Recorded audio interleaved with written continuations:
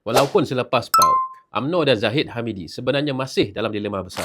Kalau kita tengok realiti politik semasa, hakikatnya UMNO masih lagi berbelah bahagi. Dalam UMNO hari ini, kita boleh bayangkan ada beberapa kumpulan yang merasakan cara terbaik untuk UMNO masuk dalam PRU akan datang. Satu kumpulan mungkin mahu penyatuan dengan PAS. Satu lagi kumpulan nak UMNO bergerak solo. Dan ada juga yang melihat kerjasama dengan Pakatan Harapan sebagai pilihan yang paling stabil. Apapun jalannya, satu perkara yang konsisten dalam UMNO adalah mereka masih percaya bahawa jawatan Perdana Menteri mesti kembali kepada UMNO. Masalahnya, keyakinan itu tak selari dengan realiti semasa. UMNO sendiri sedar, sebelum bercakap soal Perdana Menteri, mereka perlu perkuatkan semula parti. Struktur akar umbi, keyakinan pengundi dan prestasi pilihan raya, semuanya masih belum cukup kuat. Kalau UMNO nak ada bargaining power sebenar dalam PRU 16, mereka perlu sekurang-kurangnya 30 hingga 40 kerusi parlimen. Tanpa angka itu, UMNO hanya akan jadi rakan kecil dalam mana-mana gabungan yang akan membentuk kerajaan. Dengan jumlah kerusi tersebut, barulah UMNO boleh membentuk kerjasama dengan mana-mana parti dan meletakkan syarat termasuk soal calon Perdana Menteri.